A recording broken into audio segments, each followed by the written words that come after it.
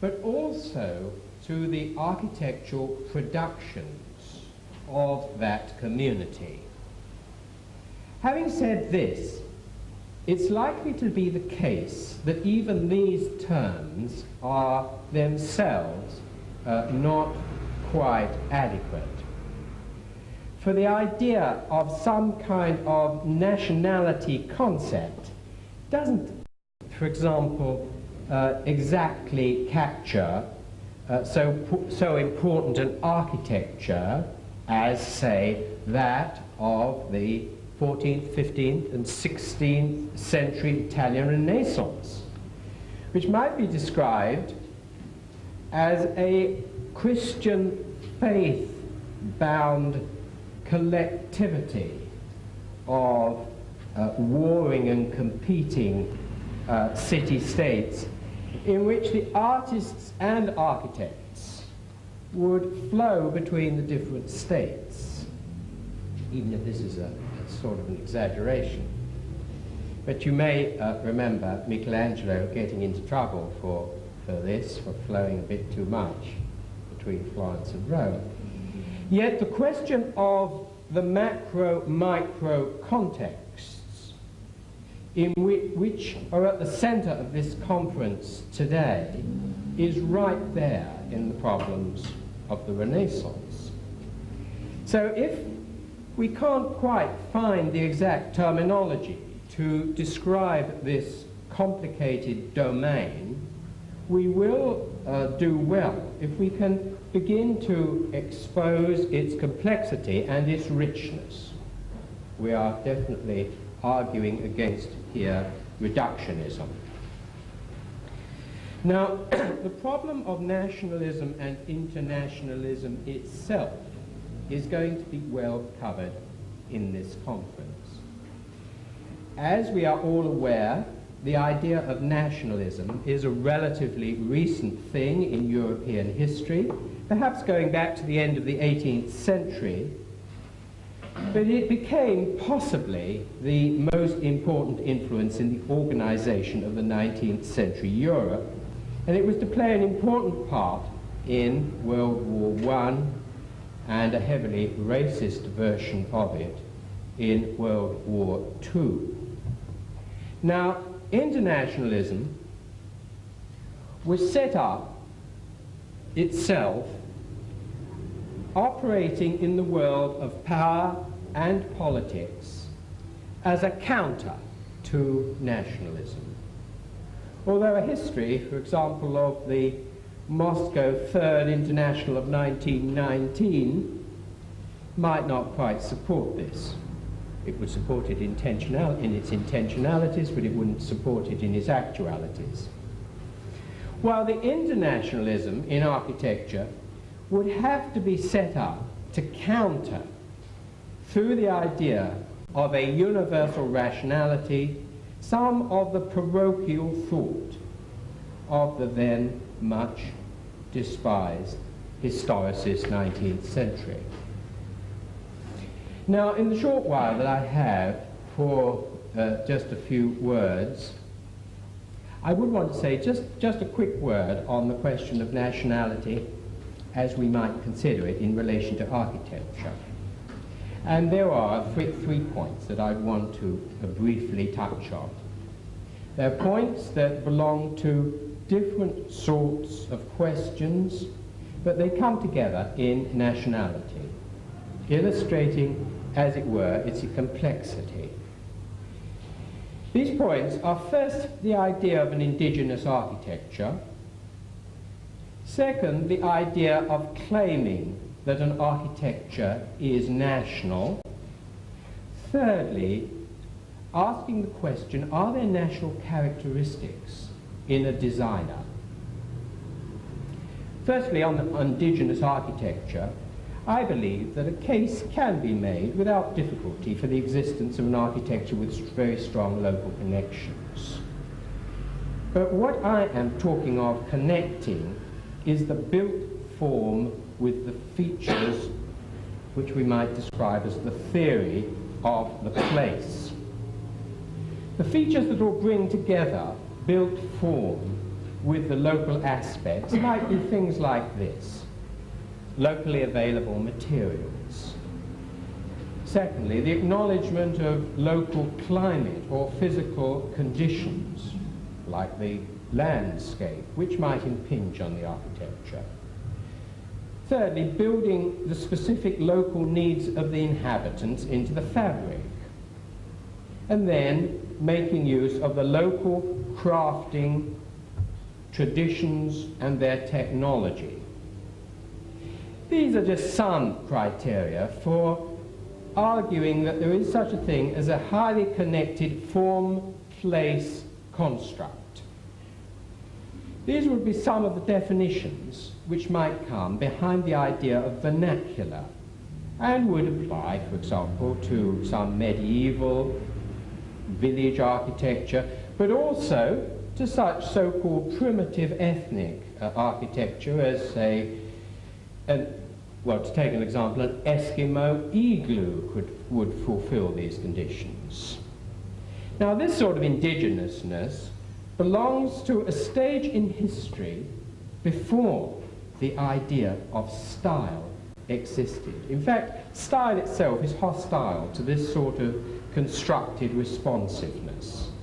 But also, this architecture belongs to a history before the idea of a design discipline existed.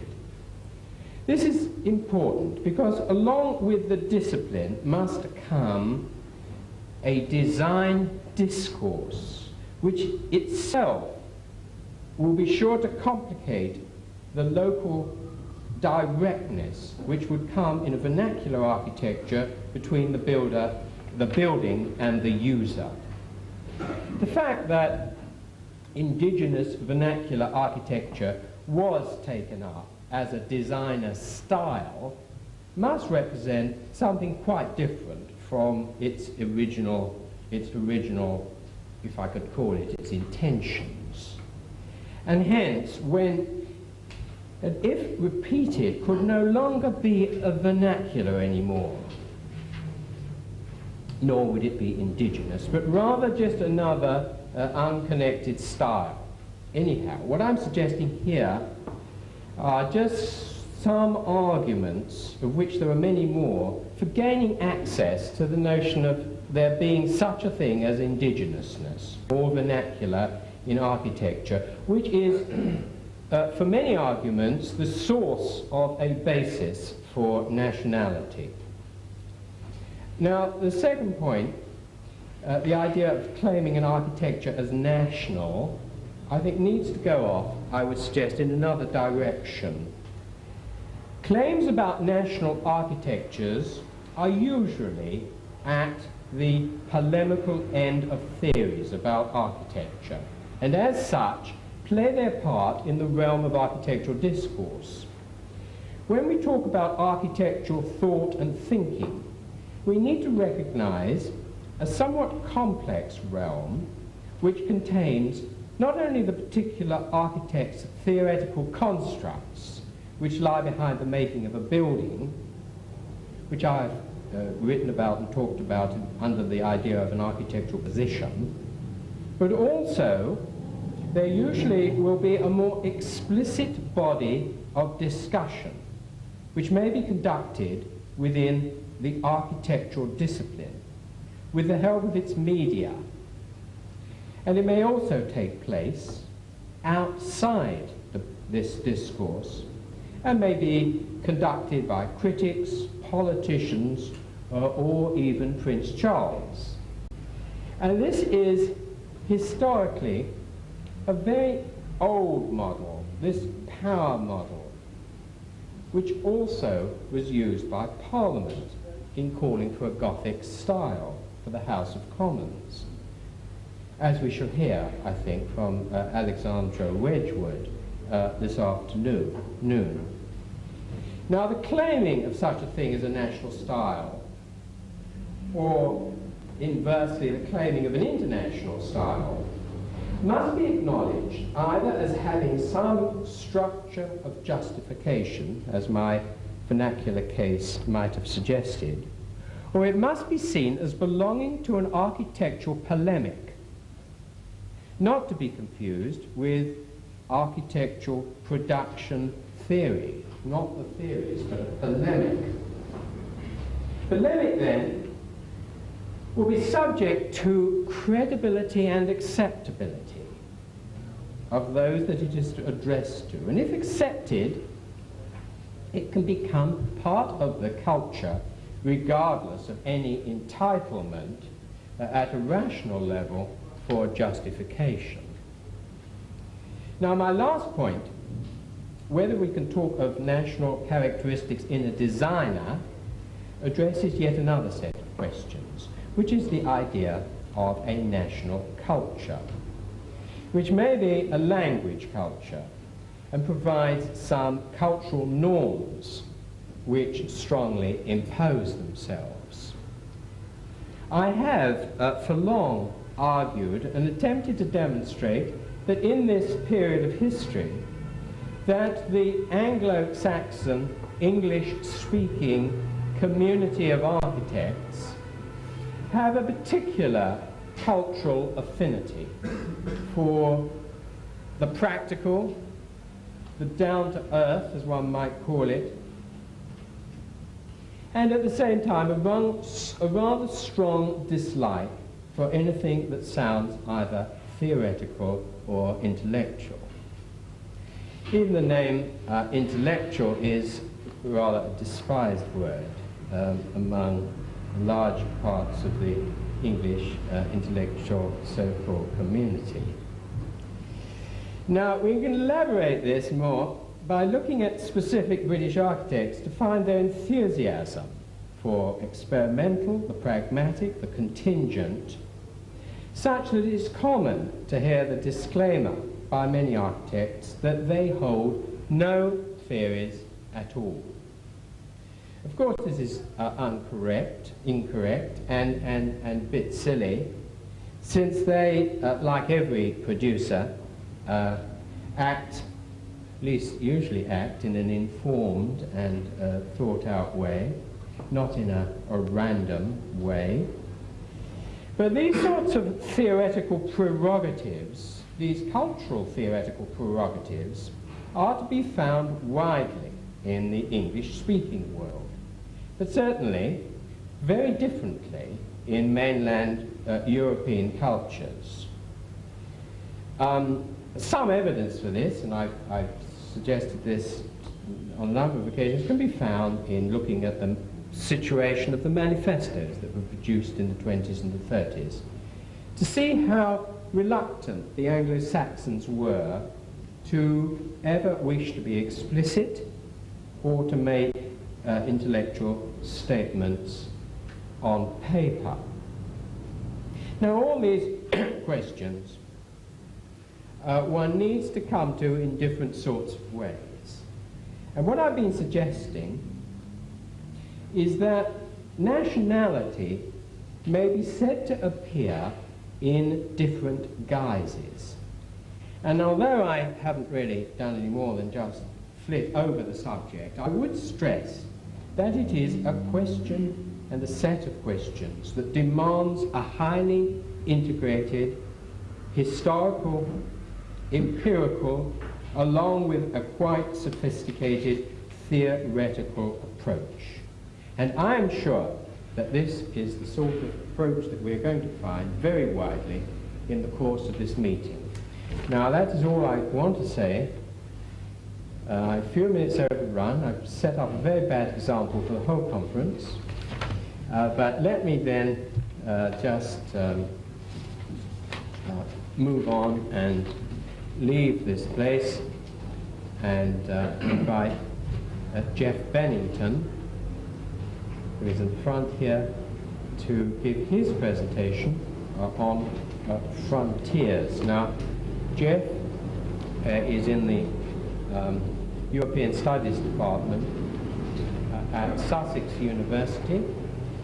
I think we know him all very well for his work on Derrida, his translations of Lyotard, and his, I think, general contributions to architectural studies over a number of years now. So please let me welcome Geoff Bennington and introducing you to him and say how pleased we are to see him. Thank you.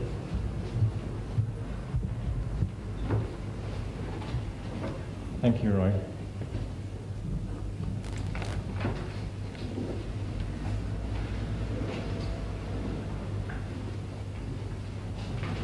Before really beginning to talk about frontiers, I'd like to simply draw your attention to the fact that in the Universal Declaration of Human Rights from 1948, Article 15, Paragraph 1 of the Universal Declaration of Human Rights declares as a universal human right a right to nationality, or to a nationality at least. And in paragraph 2 of the same article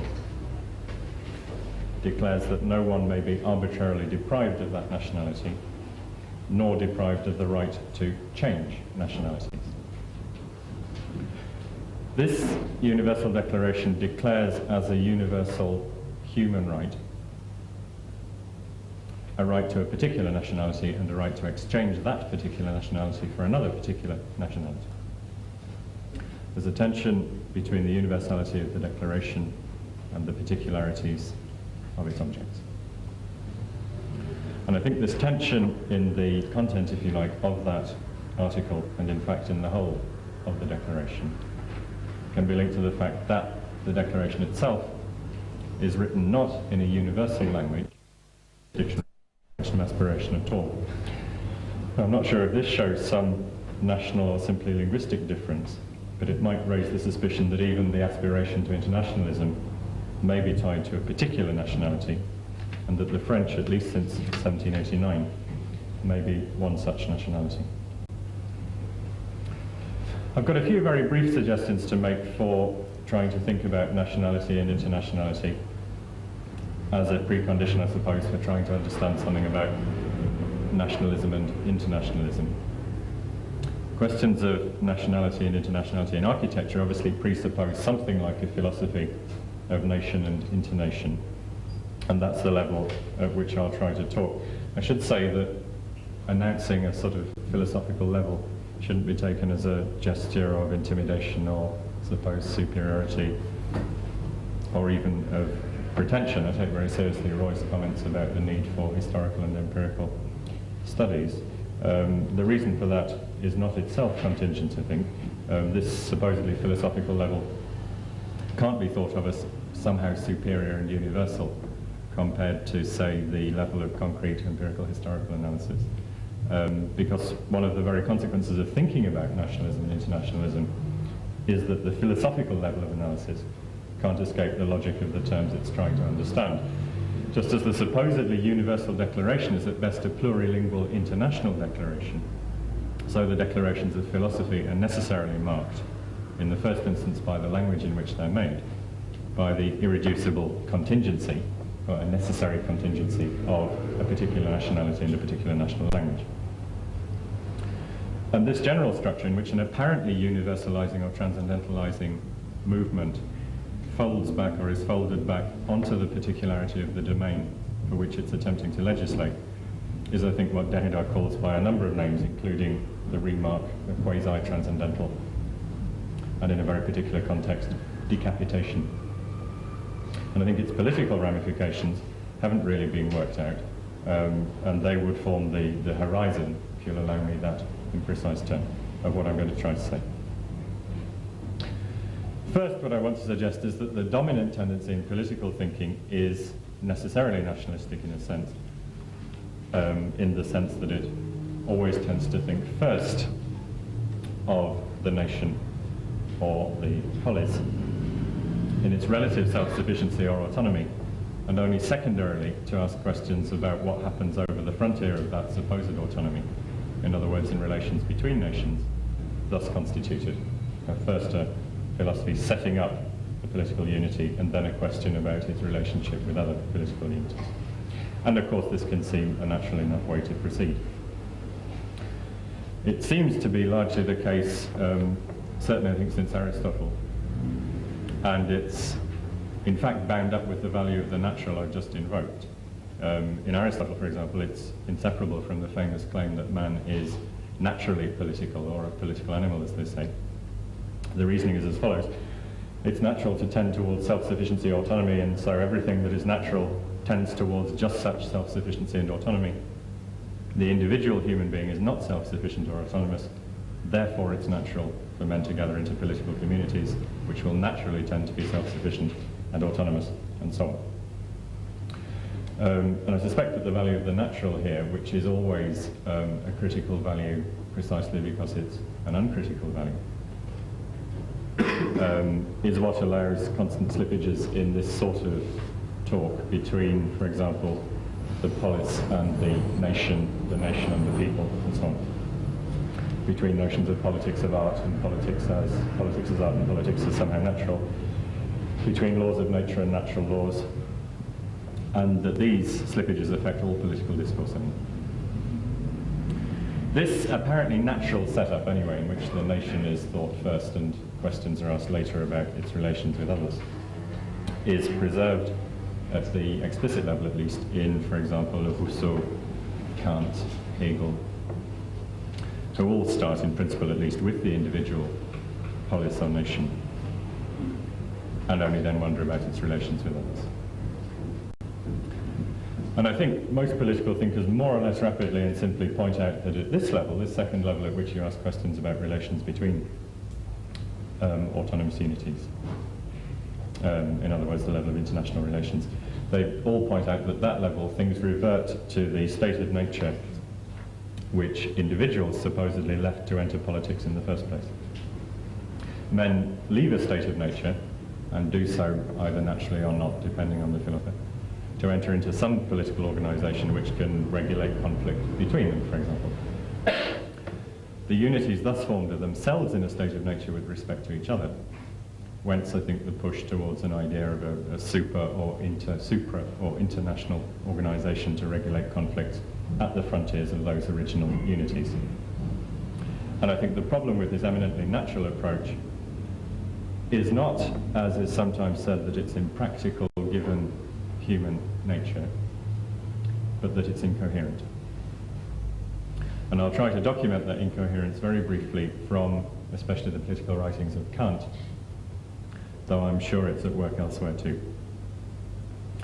Kant insists, for example, that the state of nature which individuals leave to form a political union of some sort is a priori a state of war, whether or not it's in fact a state of peace. And he implicitly suggests there's some confusion about this in Rousseau. It may be that the state of nature is a peaceful one, but in principle it's a state of war. In his essay on perpetual peace, for example, Kant writes the following, I'm quoting, "Man or an individual people in a mere state of nature robs me of any such security and injures me by virtue of this very state in which he coexists with me.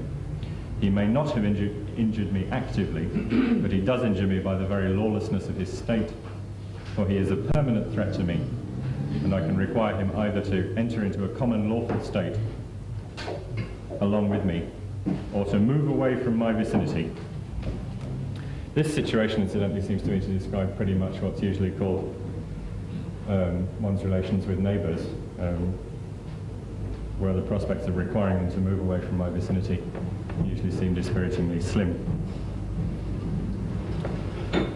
The lawlessness of the state of nature means to Kant, at any rate, not only that it is to everyone's advantage to leave that state and form a political body, but that in fact mankind is under a moral obligation to leave that state and form a political body.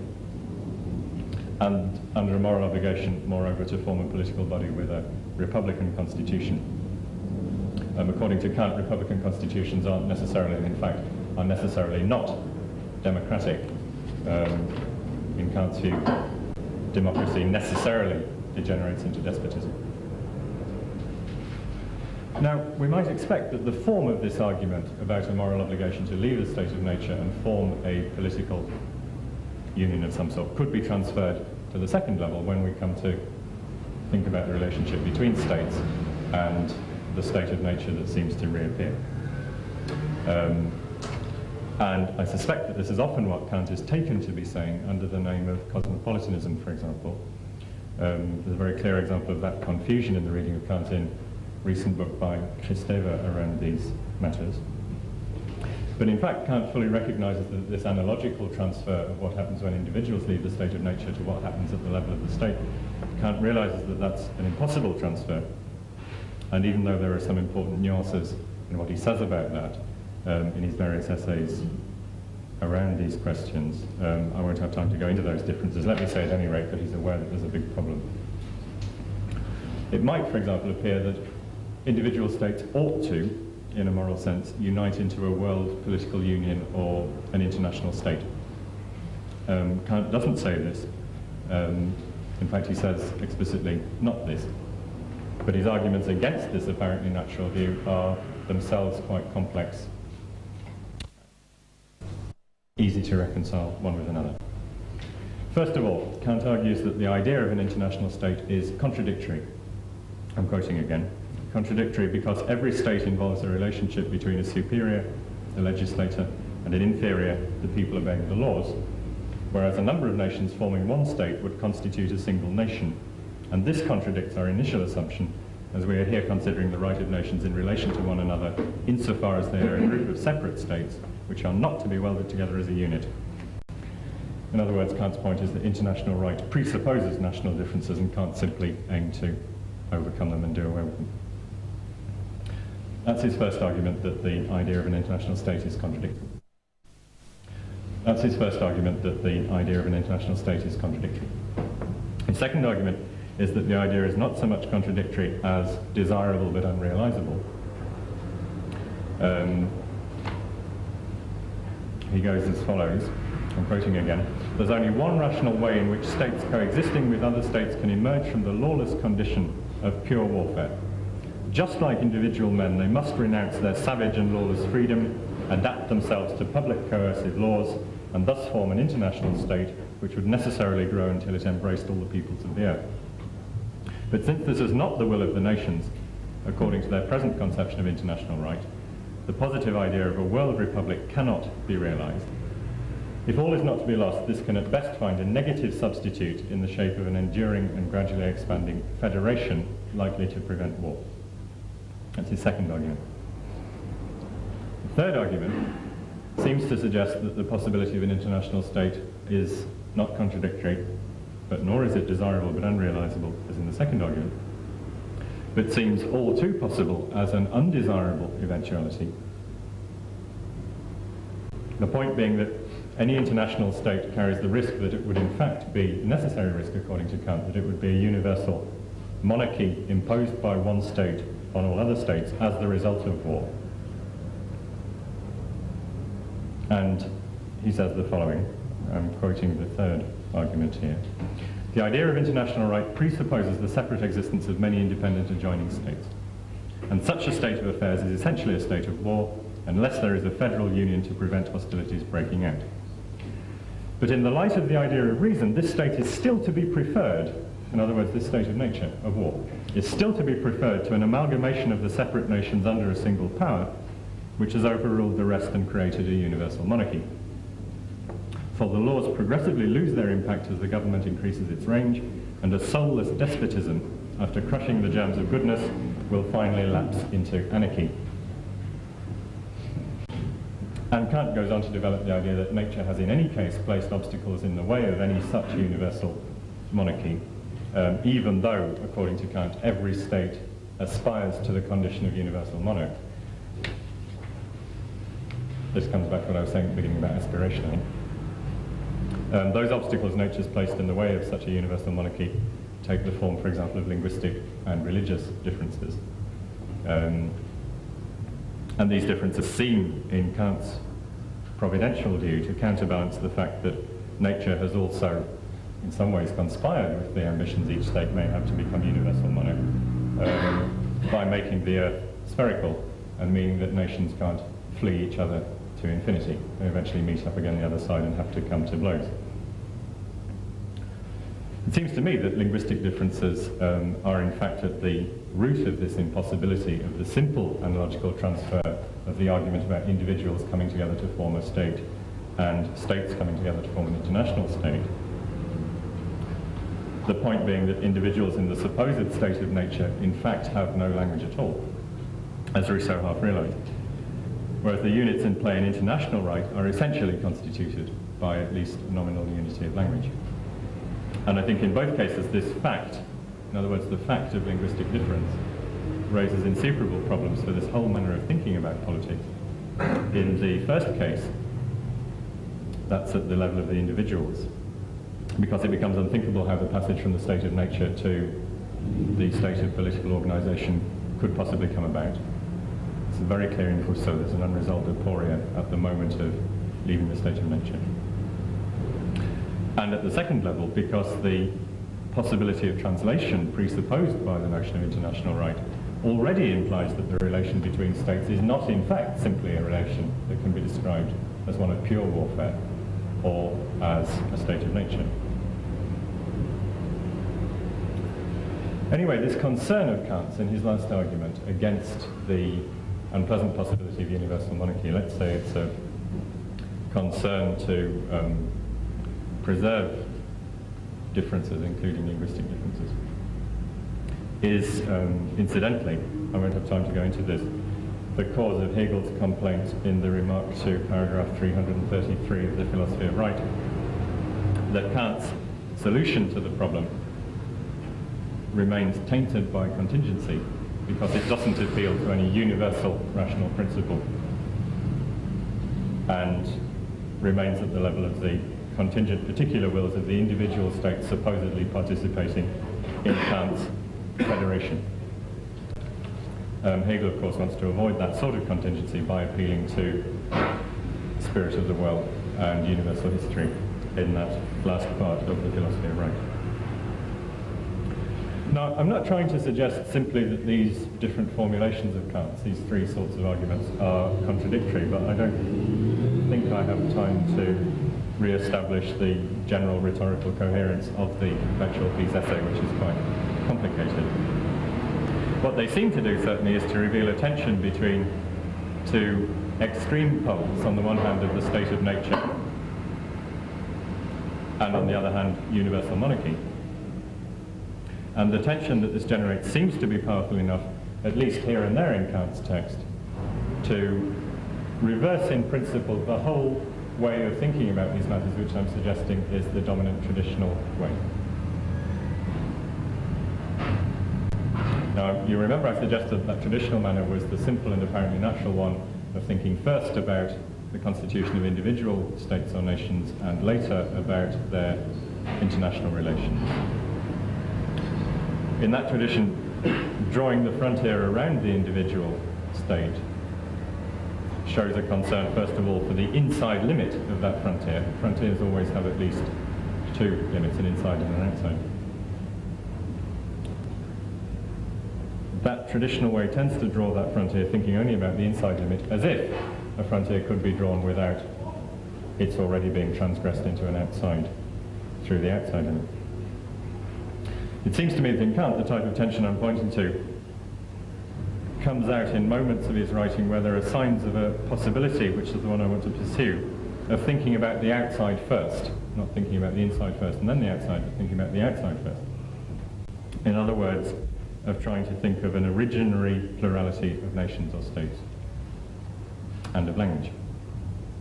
I'll show how this possibility outcrops in Kant's text first. There's one statement in an earlier essay, the idea for a universal history from a cosmopolitan point of view, which is certainly not saying exactly the same as the Perpetual Peace essay, but it's significantly similar in many respects. The seventh proposition of that essay states the following, I'm quoting: "The problem of establishing a perfect civil constitution is subordinate to the problem of a law-governed external relationship with other states, and cannot be solved unless the latter is also solved." That seems to me to suggest at least the possibility of the sort of reversal I'm interested in. But in the Perpetual Peace essay itself, it shows up even more clearly, I think, and what I'm calling a tension does indeed show up in a language of tension and dynamic pressure. You remember that in the explicit line of argument in Kant, the necessity of forming a state in the first place was the result of the intolerable state of nature among individuals. in the argument I'm going to quote, that turns out in fact to be an essential component. Kant says the following: even if people were not compelled by internal dissent to submit to the coercion of public laws, war would produce the same effect from outside. For each people would find itself confronted by another neighbouring people pressing in upon it, thus forcing it to form itself internally into a state in order to encounter the other as armed power. Now, if this is true of every people, and if it's true, it must be true of every people, in principle, then it can only imply the sort of priority of the external over the internal that I'm interested in pursuing. For every given inside, there's an external pressure which forms it as an inside. And generalizing this possibility seems to point to the possibility of thinking of an absolute exteriority as the medium, if you like, in which the relation of international and national must be considered. One way of putting it is that this sort of thinking would lead one to try to think the inter before thinking the nation in international. Now, the traces of this almost unthinkable possibility of an absolute exteriority, in which nation, if you like, would precipitate out of a dynamic milieu by a process that might need to look to, for example, catastrophe theory for its language, or possibly to a rereading of Freud's essay on mass psychology. I think that the traces of this possibility can in fact be found throughout that tradition that I was describing as dominant before. I think it's possible to show it in Aristotle's Politics by looking at what he says about surrounding the city with fortified walls, for example. It's a very peculiar argument. The conclusion of it is that a city ought to have fortified walls because if it does, it can behave as if it didn't have any. Because if a city doesn't have fortified walls, it can't behave as if it did.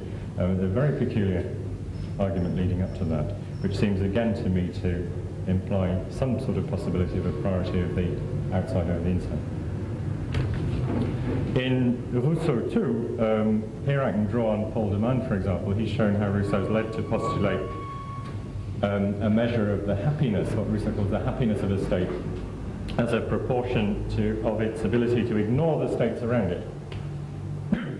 But in fact, the logic of Rousseau's argument is that it can ignore the states around it, the less, the happier it gets. So the more it ignores them and gets happy, the less it can in fact ignore them and be happy.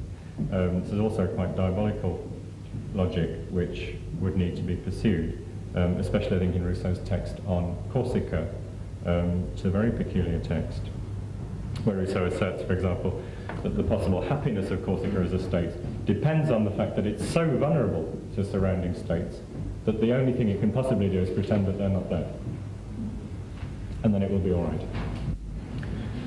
More abstractly, this type of possibility also infiltrates the very foundation of Rousseau's thinking in the social contract, where the state in general is constitutively incapable of the type of self-foundation that the doctrine of the contract is supposed to secure,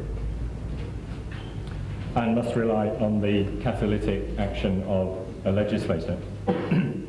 The legislator can only come from outside, the unity being constituted by his insurgents, if you like. And again, this must be true of every state, if Rousseau's theory is correct. And again, the implication is of a sort of absolute exteriority, which Rousseau tries to conjure away by playing with dangerous notions like God and fiction. Coming back to Kant, just after the passage I just quoted about the outside pressure forming the inside, Kant goes on immediately after that to argue again that the Republican Constitution is the best internal organization to be created as a result of this external pressure.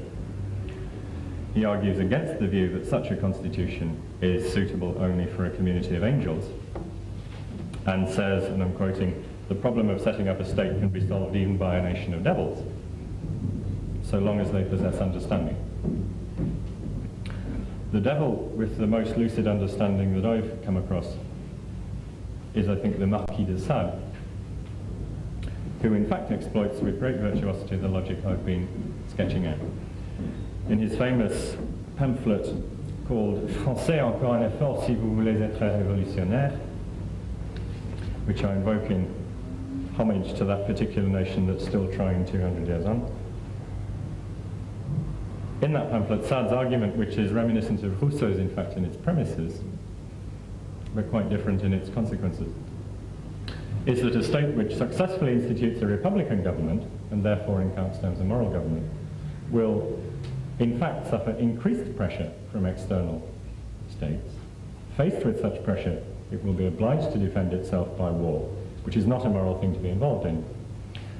To keep the people ready to defend their moral state in this immoral manner, i.e. through war, Sade argues that the people must be encouraged to be excessively immoral, in other words, in a state of permanent insurrection, against the very moral government that they've been happy enough to install. That's the only way to preserve it. In this description, republicanism is its own necessary instability through a sort of prior incursion or invagination of the outside inside. Now, if we attempt to transfer the principle of this perverse logic, I think it is perverse, to the question of nationalism and internationalism, then disconcerting exchanges begin to proliferate quite quickly. You could argue, for example, that nationalism makes sense only outside the nation concerned to affirm its inside, or else makes sense only to the extent that that inside is always already infiltrated by the outside that the affirmation of nationalism is trying to deny.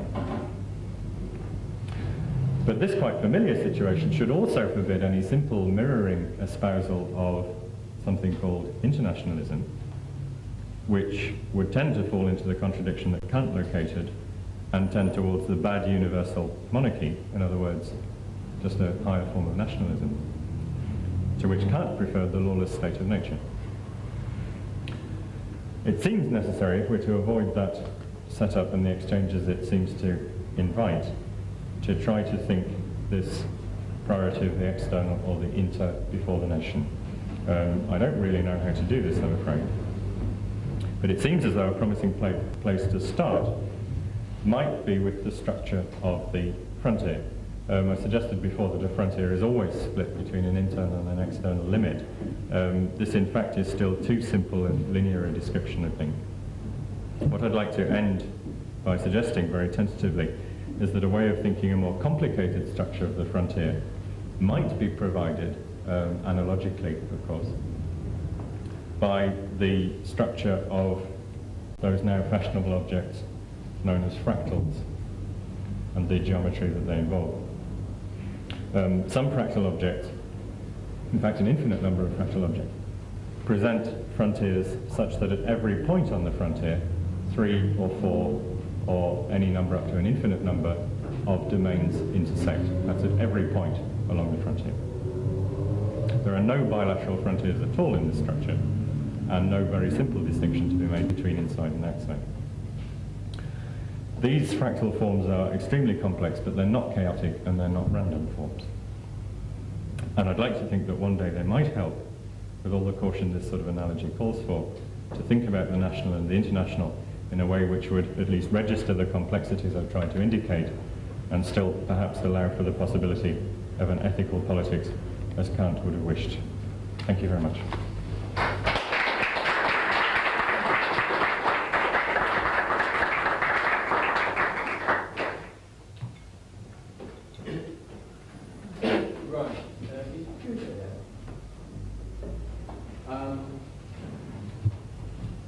Thank you very much.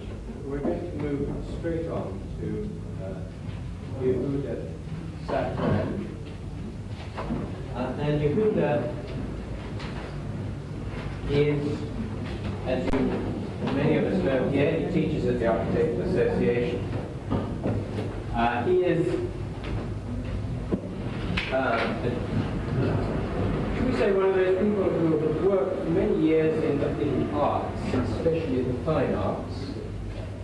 He's had much to do with particular subjects. He had a very large amount of investment of thought into the work of Adolf Loos, who was a kind of important Loos exhibition.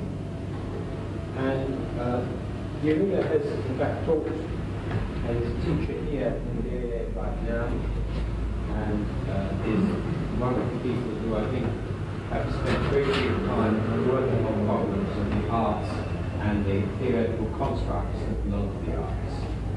So can I please introduce you to Yehuda Safran, and his subject is language and problem style. Yehuda. Thank you for the introduction. I hope it is, I will live up to it, because in fact the subject as it had originally been proposed was proposed very succinctly in one or two words, which in my experience evoked a number of related problems and topics which I had to deal on various levels, and I have thought that the best way to present these thoughts would be in the way in which they occur, that's to say, on a number of different levels simultaneously. Perhaps a good way of starting is indeed with Adolf Loos.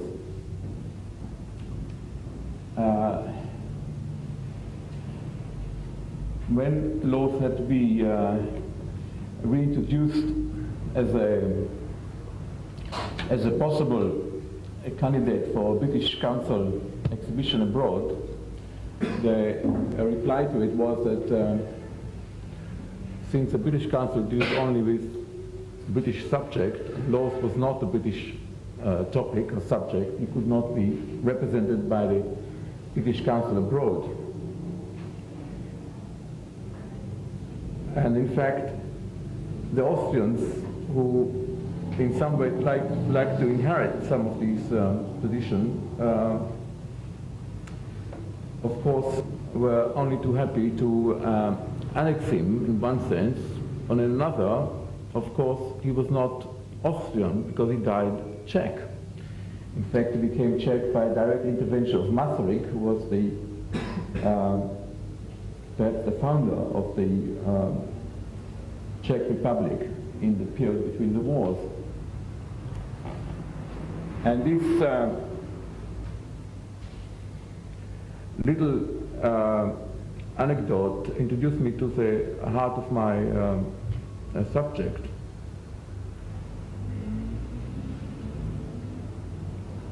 Perhaps I would introduce it yet from a number of other angles. Goldfinger, not long before he died, told the anecdote according to which, having met Adolf Loos in Paris asking, Loos asking there, "What are you doing, young man, in Paris?" And Goldfinger quite proudly said he was working with Corbusier. And Loos said, "What? Have you traveled all this distance simply to learn in Esperanto?" Goldfinger felt snubbed. And of course, Loos was, in that case, assimilating Corbusier to an idea of internationality that was rather foreign to him. And it's exactly somewhere between these different options,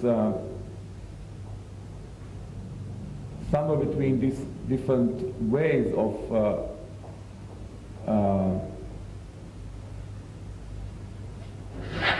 establishing a kind of universality which this discussion must take place.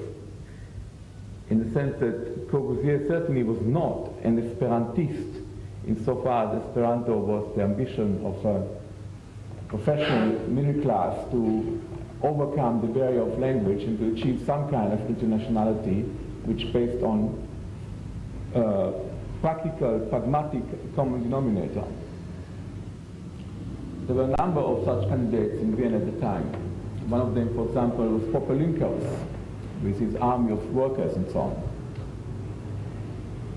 But to put it on another level, perhaps one couldn't do better than introduce it from a point of view of people who were active in the same period and yet had rather different perspective.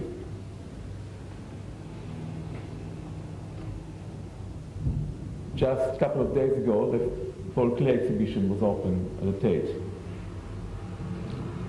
And Klee is one of the most celebrated painting, at least in the writings around the topics that we are discussing. It's Klee's Angelus Novus, the new angel, which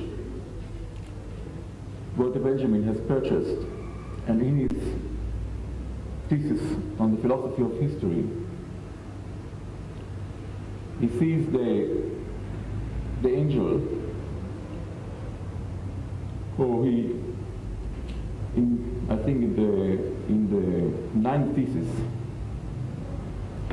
he sees it not as dialectically moving forward into the future, but he sees his face turned towards the past, and he says, where a chain of events appear to us, he, the angel, sees one single catastrophe which keeps piling wreckage upon wreckage and hurls it in front of his feet. The angel would like to stay, awaken the dead, and join together what has been smashed to pieces, which would mean the end of history. But a storm is blowing from paradise and irresistibly propels him into the future, in which his back is turned, while the pile of ruins before him goes skyward. What we call progress is this storm, says Benjamin. And I want to line it with another passage from almost his contemporary, just 10 years older, Kafka, in his notes from the 1920s, where he says, under the title He, says, everything he does appeared to him extraordinarily new, but also because of the impossible abundance of the new, extraordinarily amateurish, indeed hardly tolerable, incapable of becoming historical, tearing asunder the chain of generations, breaking off for the first time the music of the world, which until now could at least be divine in all its depths. Sometimes its conceit, he is more worried about the world than about himself. Now, it is perhaps that kind of agreeing to belong, but not knowing what one could or should belong to, which made the one sees himself as sitting on a mast of a wreckage, noting the crying for help perhaps, and the other being dead among the living, as Kafka says in another passage, a true survivor noting the ruins. And perhaps some of you may find my note rather disconcerting insofar as things should be happier. But it links with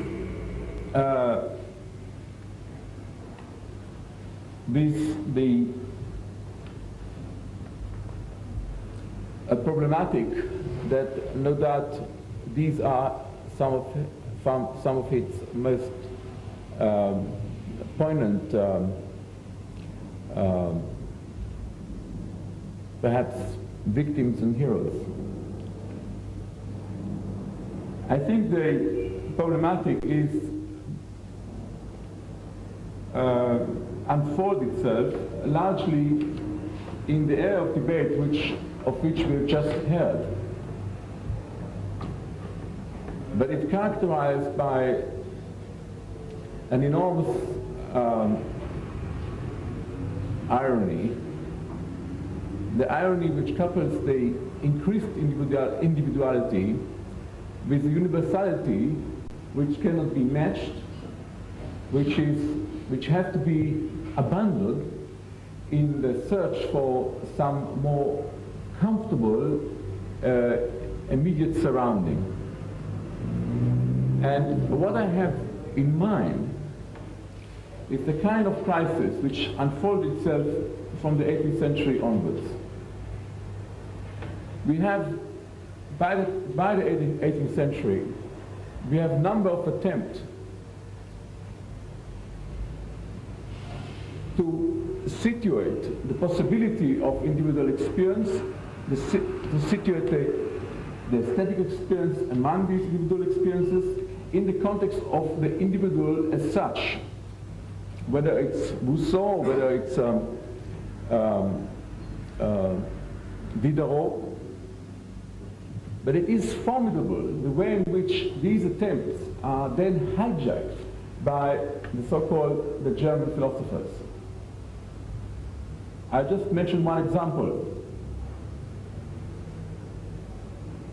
The example of Ramon Nephew,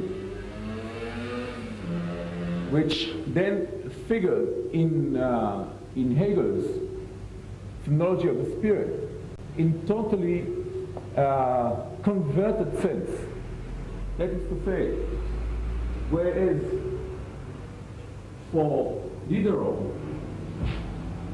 the essential task is to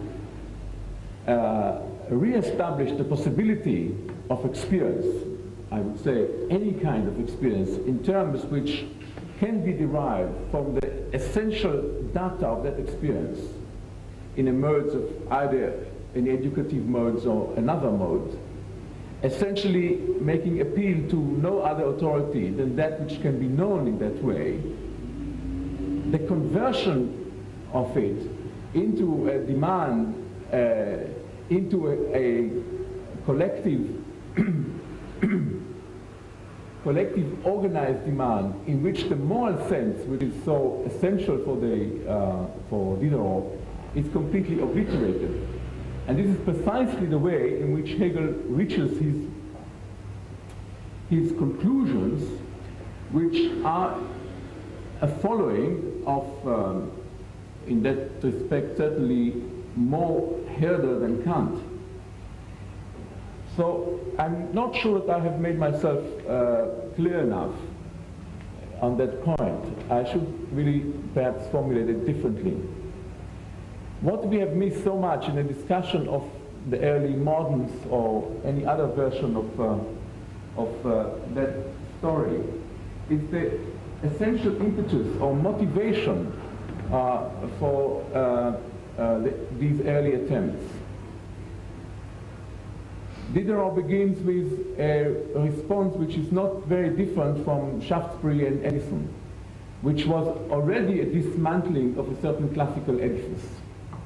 His enthusiasm for Shaftesbury knows no bound to begin with, and it does help him to formulate his own position.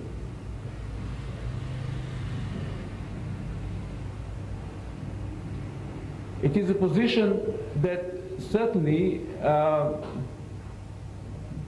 brings about a kind of universality which generates the claim for equal universality in other languages, in other cultural spheres. What becomes so painfully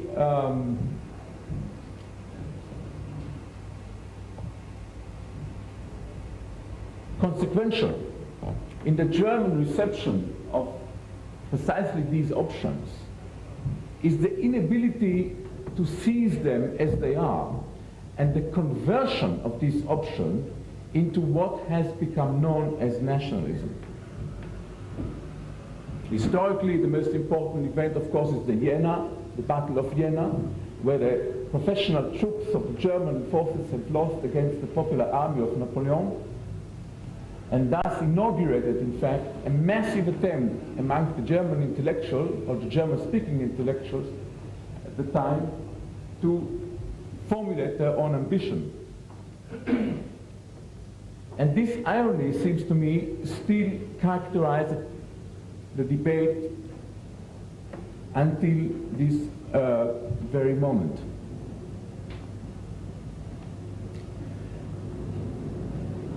The irony, of course, is that until Hegel, neither Kant nor Herder or Hamann or Leibniz actually used the German language to formulate their thinking. It's only in their generation that it gradually became German. In fact, some of the notorious difficulties of the Hegelian text stem from the fact that it is the first text in German. Now you may feel that I'm far away from my initial point, but these distances are precisely the characteristic of the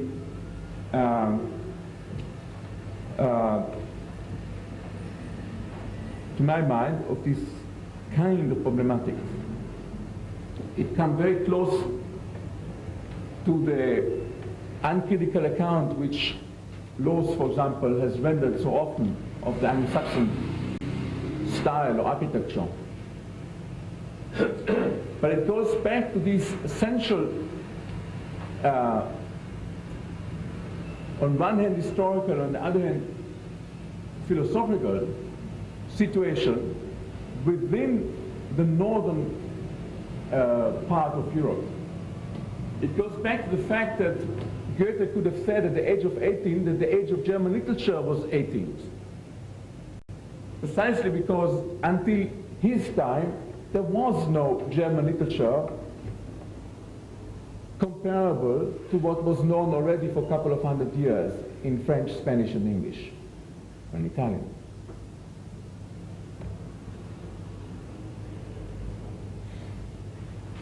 In fact, Goethe was the one who translated Ramon Nephew.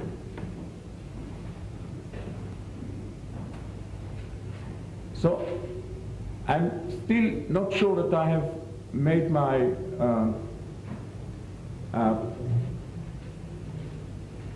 introduction clear. Perhaps because the forms which are needed for all those things are too few as yet. But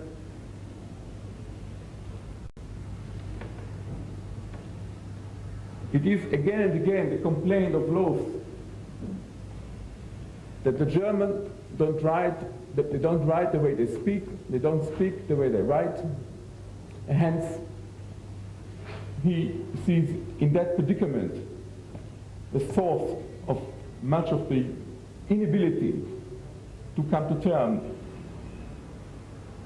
with ordinary life, to come to terms with the demands of ordinary life.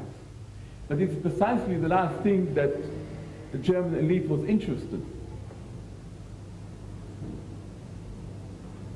In fact, the origin of language, as Herder conceived of it, is nothing but a program for some of the most exciting music of recent generation, like Janacek, for example. The idea of language as mimetic, as it appears, metaphoric, mimetic, as it appears in Herder, is precisely the kind of impetus to attitude to style, attitude to creativity, which is, in fact, permeates much of has been what we have seen in recent generations.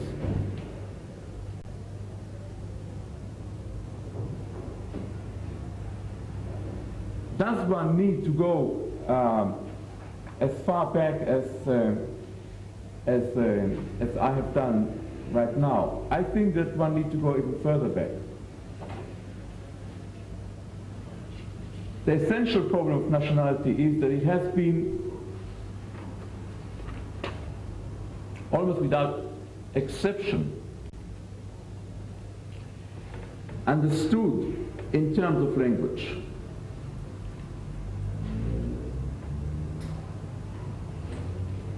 I just want to quote from one sentence from Louis Namir, Vanished Supremacies, on his essays on Nationality and Liberty.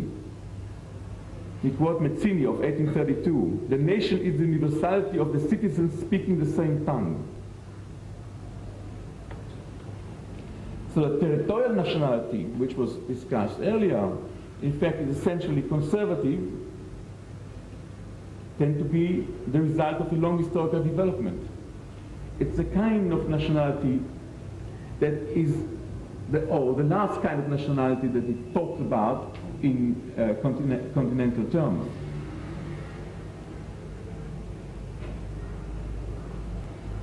Niemeyer, of course, thinks that the territorial-based nationality, or British Island nationality, which comprises the English, Scots, and the Welsh,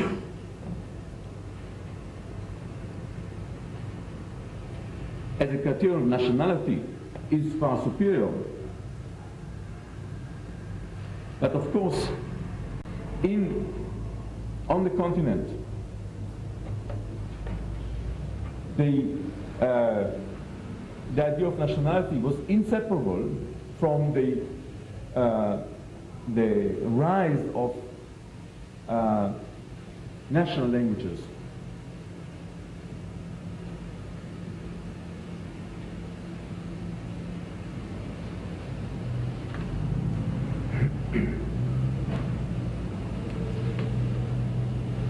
What was the idea of nationalism in the spring of the nation, 1848? It was that nationalism was based on nationality, which was the product of social and political factors. Right, Hans Kornus, perhaps his book on the idea of nationalism, published in 1946, was perhaps the most comprehensive account of that. Nationalism in Germany did not find justification in rational societal conception. It found it in the natural fact of a community held together by traditional ties of kinship and status. German nationalism substituted for the legal and rational concept of citizenship the infinitely vaguer concept of folk, which first discovered by the German humanists and fully developed by Herder and the German romanticists.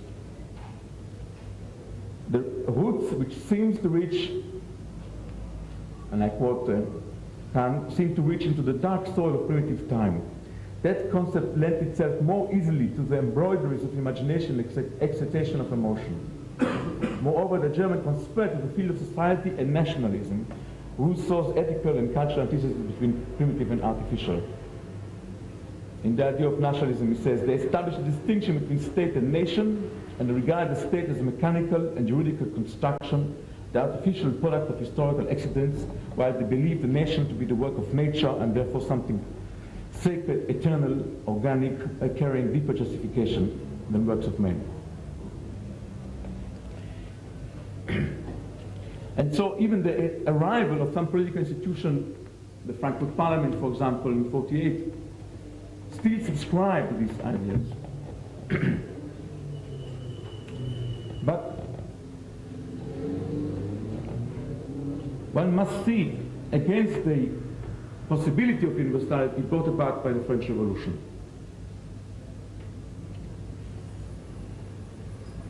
The fact that there it did coincide with the territory of its states was ascribed non-territorial and non-historical existence made the French, or as Lord Acton says in Nationality, it was as if the French nation had shaken off the bonds of locality and time and taken wings.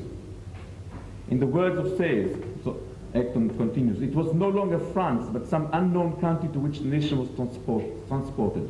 The idea of the sovereignty of the people, uncontrolled by the past, gave birth to the idea of nationality independent of the political influence of history. Every effaceable trace and relic of national history was carefully right away, the system of administration, the physical division of the country, the classes of society, the corporations, the weights and measures, the calendar. So this break of historical continuity brought about by the French Revolution. The attachment of nationality to liberty seems to, at least until these days, failed to evolve any political form that would provide the consensus and the stability which such ambition requires.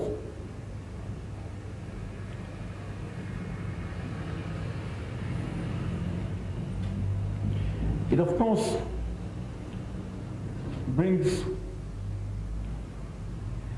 comes together, or one way of illustrating it is the conflict between the idea of nationality as seen to be embedded in the city, as opposed to the idea of nationality as seems to be embedded in the country, which precisely divides Rousseau demands, or the contradiction between Rousseau and between the historians of the French Revolution like Michelet.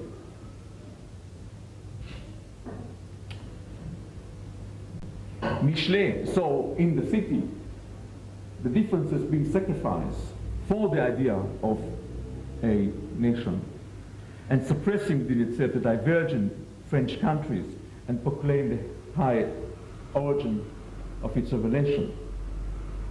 On the other hand, for Rousseau, of course, the opposite was the case. What was peculiar to a people was to be seen in the country before any obstruction has denied or deprived them of their speech, of the pattern of their speech, the music of the language, etc., etc.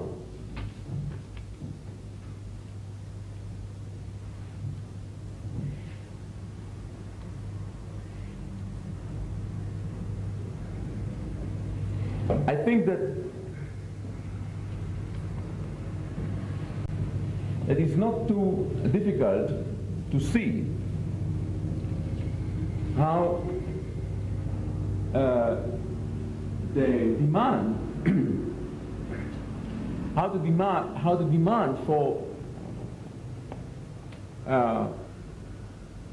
for national characteristics has followed upon these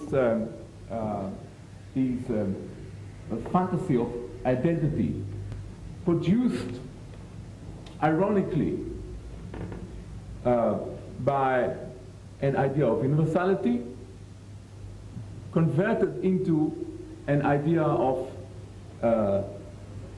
each particular language, each particular people having their own claim to universality, on a par with the idea of universality itself. It's clear that what was international hitherto, that is to say, until the 19th century, was as a rule authorized, permeated by one or another agency which was transnational, or where the word international would be anachronistic. And some of us certainly are aware of the great debate among art historians with respect to the Gothic International and other moments of internationalism in inverted comma, which retroactively has been postulated with respect to the past. I would say no, it was always a matter of empire, and it is the dissolution of the empires and the empire as an identity, political identity in the 19th century and 20th century, which it created in this respect, or meant that that there wasn't any basis for international, inverted comma, any kind of mode which would be applied in the same way. And it is the invention of perhaps the dilemma, as I see it in the 19th century, is between, on one hand, seeking a measure, I would say almost transcultural, or what Blanchot called post-cultural dimension from which to to anchor their search for the rudiments of style, for the rudiments of their thinking, on one hand, and on the other, the desire to revive or to invent sometime or to build upon a given nationality or given cultural or language milieu, something which could be equal to that universality. To demonstrate this dilemma very simply, I would say that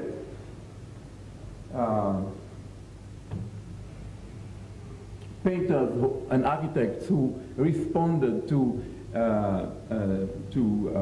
Mach kind of phenomenalism were in a position to produce unmediated abstraction and thus a form of universality which could be seen international and so on.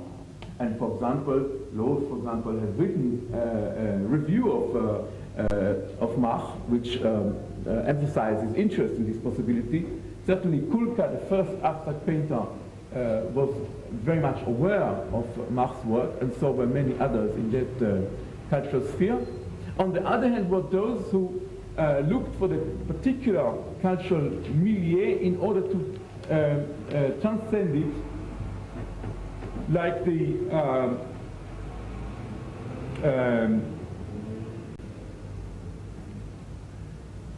the composer of the Czech and the Hungarian school certainly demonstrate these options, whether it's Janacek or Kodai, Bartók.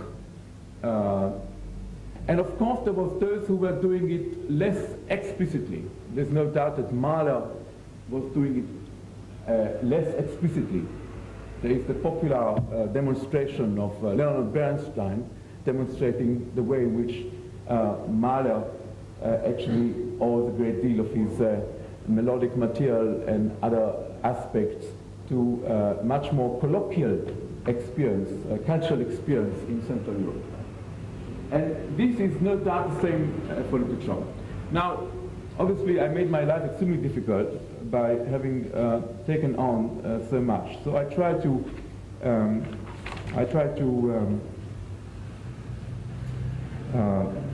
sum it up in a couple of sentences, if possible.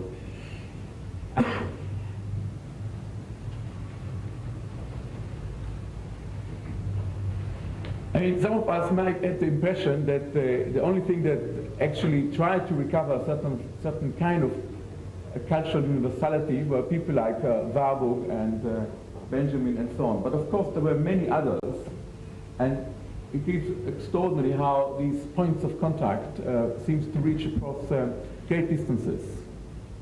I have in mind the Leo Spitzer book on Christian and classical idea of world harmony, which is precisely a scholarly ambition to trace down and to pinpoint exactly that which Kafka tells us that is no longer can no longer be measured, touched. And it is so extraordinary how Wickover in his book on the architecture, humanist architecture, precisely touches on that as an account of something that, as it were, went wrong in the reception of classical ideas in England. But of course, it was possible in England to maintain such an approach precisely because the linguistic continuity of the English language is unmatched by any other language, any other continental language. And it's precisely, I believe, that is essentially my thesis, if I have to sum it up, that this linguistic continuity enabled styles to evolve in a less problematic fashion, given the time, than in any other continental context. Whereas, especially in the northern sphere, where many of the most dramatic developments have occurred, there was no language to carry such comparable development, either in paintings or in architecture, as there was no such a comparable development in language, and hence the enormous effort and enormous achievement of those individuals that have achieved those moments of breaking through. This was true of almost every continental language, with a special dramatic aspect of it can be seen in the Russian language, of course, which of course could have demonstrated my thesis perhaps more succinctly but more remotely if one traced the development from the ethnographic, folkloristic collation of the 19th century through the import of epistemologies of the kind of epistemologies that's provided by people like Husserl, who also share this Slavonic somewhat background like Loth, onto the formalist schools, which did nothing but trying to establish the universality of all stylistic devices, transcending linguistic barriers, precisely because their own situation vis-à-vis their culture was highly problematic and perhaps without possible resolution. Their migration to Prague and onwards only signify these impossibilities. Thank you.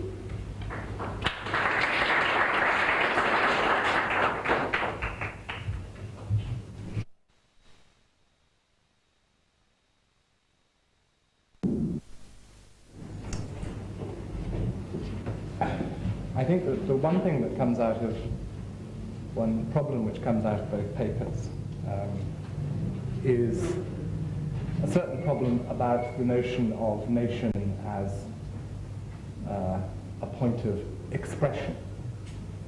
And in a sense that's something which we're going to be addressing time and time again in the next 2 days. And I think both papers in different ways make that slightly problematic. The notion of nation as expression. I'm not here considered with the obvious features of a nation as a certain definite entity which has a legal, social, whatever reality to it.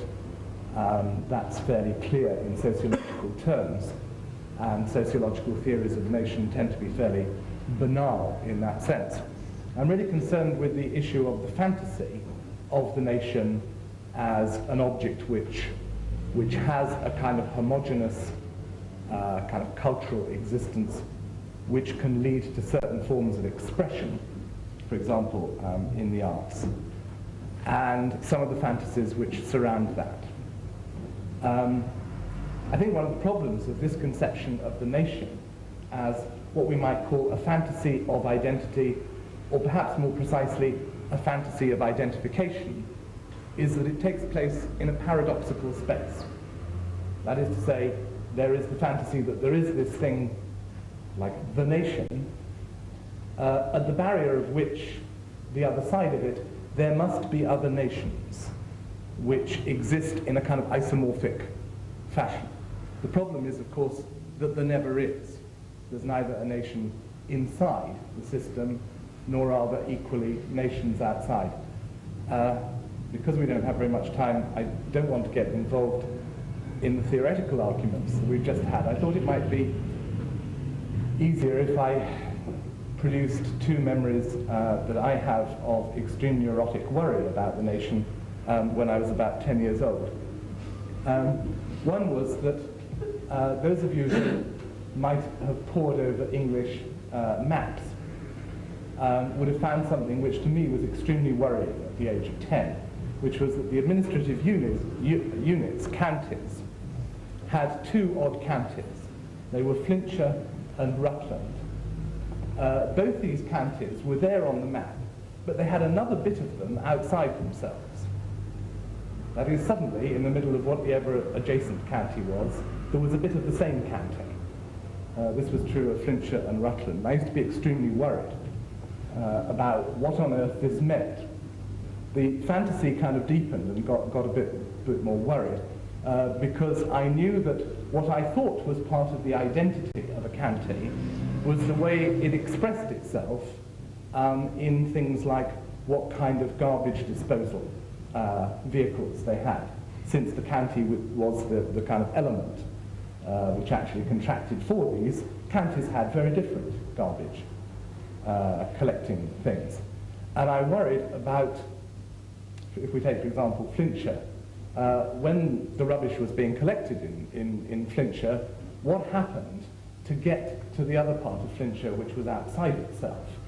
Was there, as it were, a mad dash across the frontier, and then to re-establish the proper relation inside the other bit of Flintshire? That's one part of the fantasy. What happens when there's something outside which is supposed to be in something else and yet is the same, in some sense? The reverse form of that fantasy, or rather that problem of fantasy, was that I noticed as a child that if you passed from the Austrian Alps into Italy, say for example over the Brenner Pass, you get to the frontier, and immediately on the other side of the frontier, formally speaking in Italy, there would be a few cafes on whose awnings hung Chianti bottles, and they would serve all-day pizzas. Having passed then immediately into kind of touching representations of Italy, you suddenly found yourself back in exactly the same kind of Tyrolean ambience. Now, there seem to me two different problems here. The one of when there is outside the outside, there is still more. And when, as it were, within the inside, there is still less. Right? Which is precisely, I think, as Geoff took up in a slightly more dignified form than I'm raising, exactly the problem of a boundary, of a frontier. I won't go on, but I think that issue of what the boundary or the frontier is absolutely central. In terms of the in terms of the fantasy of the polis, it's one which we might even say leads to an inexorably kind of contradictory architectural logic. On the one hand, there's always to define the inside by a further inside, what we might call the architectural fantasy of the citadel. At the same time, there is within the walls, as it were, something which is not itself and which must be excluded. It perhaps can't be excluded outside the walls themselves, but must be excluded within the city. We might say then there's a contradictory logic of what we might call the citadel on the one hand and the ghetto on the other, in which, in terms of this boundary, the boundary can never be understood through the fantasy of nation. It can only be understood through the reality of those people we should also celebrate, migrants. But maybe that kind of opens the issue for some discussion. So could we have other people's thoughts?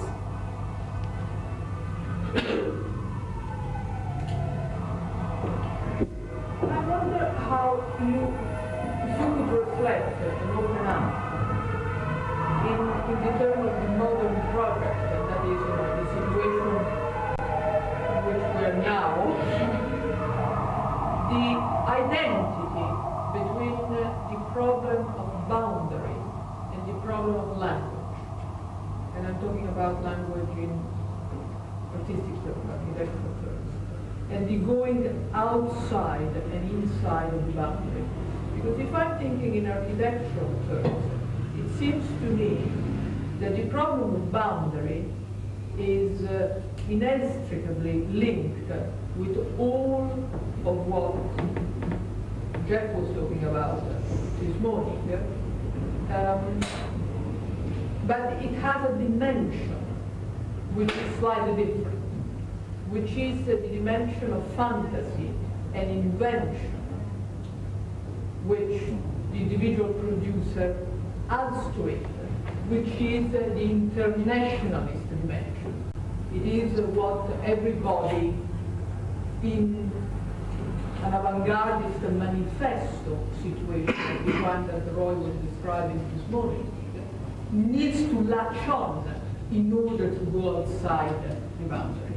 So I was wondering if that is something you could open up. Well, I mean, if one sticks at the level of terminology for a moment, I mean, clearly one thing within the analysis, say, of the history of art and architecture is that the word national and the word international are not sort of in any symmetry. Indeed, the word international usually seems to me to be extremely misleading. If one takes, for example, what's normally called something like international Gothic, at the end of the 14th century, what on earth does the term international mean? I mean, it seems to suggest there are a range of kind of national styles, and suddenly there is this kind of movement or language which in some sense transcends them. In terms of the analysis of their production and whatever, clearly this is an entirely misleading use of the term international. I mean, they simply aren't particularly national. Seems to me, you know, what one might say. The points of their commissioning, the points of kind of their social origin or whatever, belong to social groups who simply aren't particularly constrained by what we would call nations. So first of all, I think it's important to see that national and international aren't at par as terms.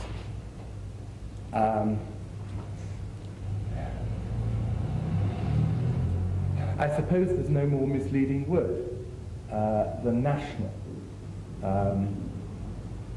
At the beginning, say, of the 15th century, which I think is the first time you get, at least in the kind of political domain, a conception of nation.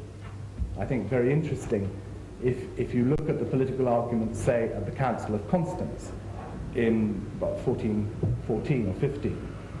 That's the first time when any kind of meeting takes place which actually votes on national lines. The decision was taken that the church, supposedly a kind of supranational body par excellence, would vote on national lines as a way of disrupting the hierarchy of voting as between the College of Cardinals, the episcopacy, and like the laity or lay priests. Now, in that sense, national is really used as a way of rationing and reorganizing sovereignty.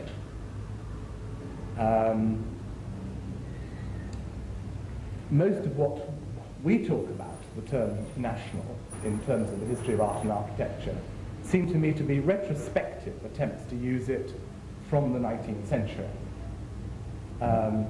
in which, as we can now see, most of the uses of terms like national tradition are in fact pure, very, very pure inventions.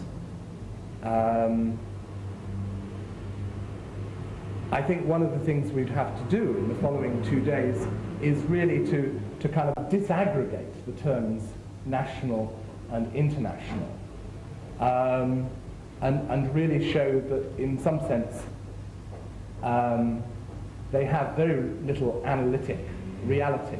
What they do touch on, and this perhaps is the important point, is the way in which certain, what you might call images or fantasies of the nation, or indeed images and fantasies of the transnational state, are available for some kind of identification.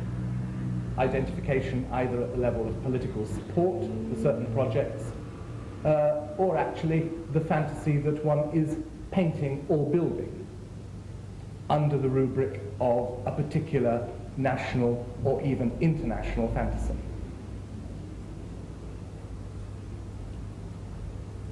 I'm very aware that doesn't answer the question.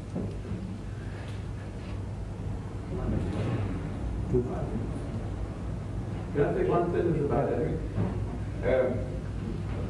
What is clear in the question is the idea that one has to latch on something out there.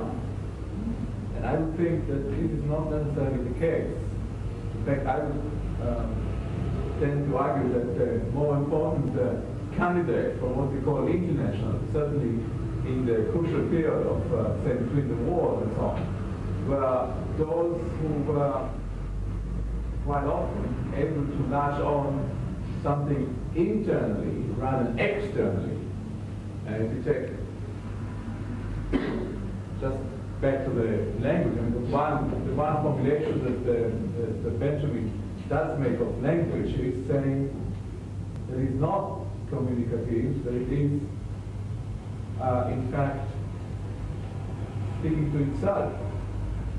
Or, in fact, Kierkegaard said the same thing 100 years earlier by saying that the essence of communication is the incommunicable. Now, the incommunicable is not something from the outside. It's not something to latch on beyond any boundaries out there.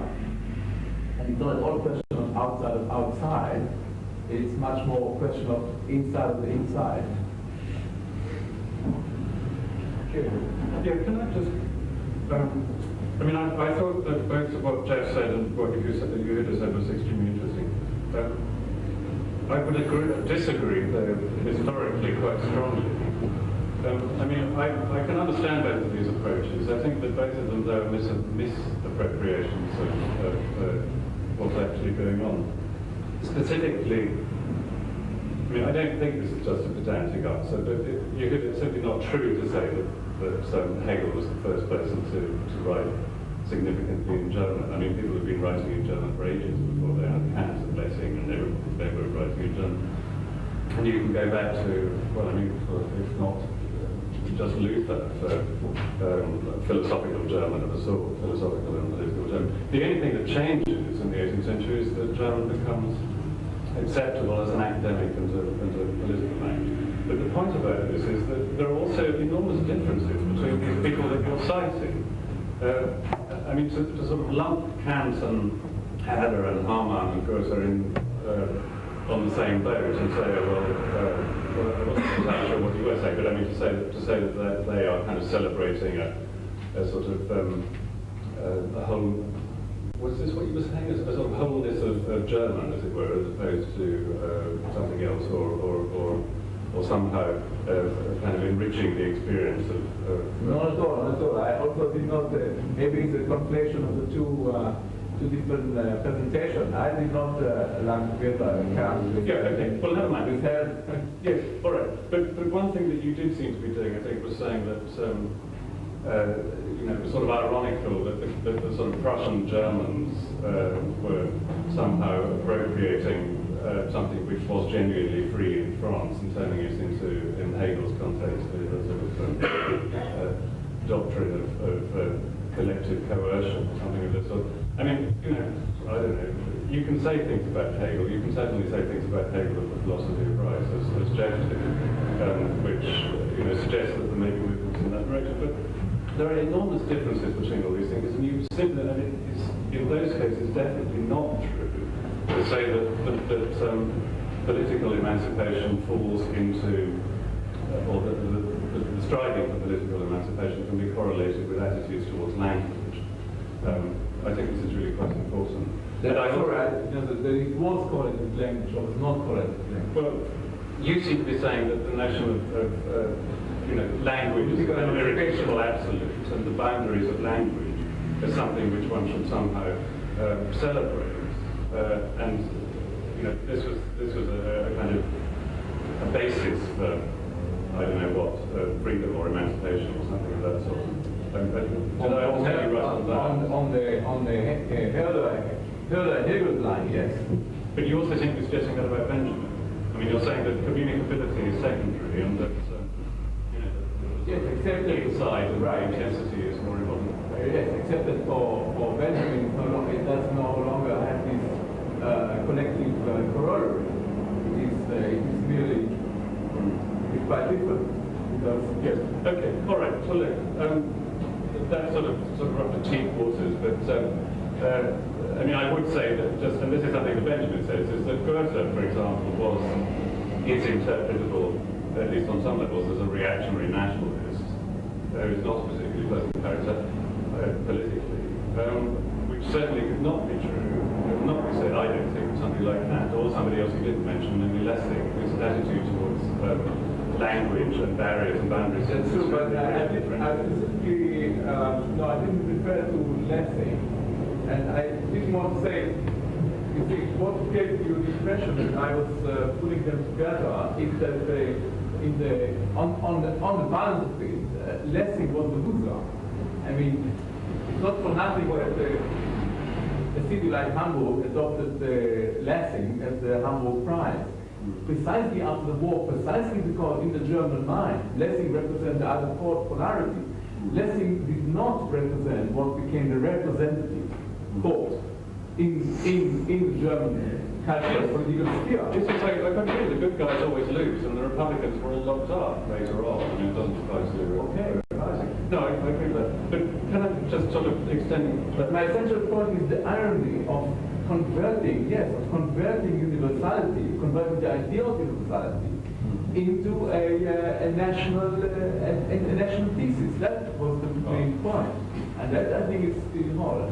But I mean, those linguistic situations kind of migrate, so that I can't remember if it is the book, say on Kafka, Franz Kafka's Loneliness, by Martha Robert, kind of isolates and pinpoints the extreme irony, as it were, of looking at the complex linguistic situation in Prague, and finding, as it were, that kind of Kafka's wish to write in like sort of real echt German, far from being in a sense a claim to universality, is a very precise inheritance of that kind of German, which came through the line of Jewish mothers who stayed at home.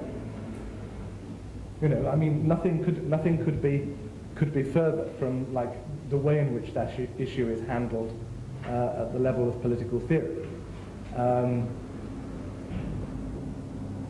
No one is ever going to tear walls down, but they're permeable and infinitely usable for different purposes.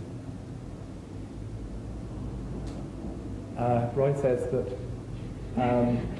everyone should have coffee. Yes, international trends and national specificities as a result of a variety of things. It's a product really of trying to understand a blur of experience, to decipher what seems to me at least to be the confusion of the present moment.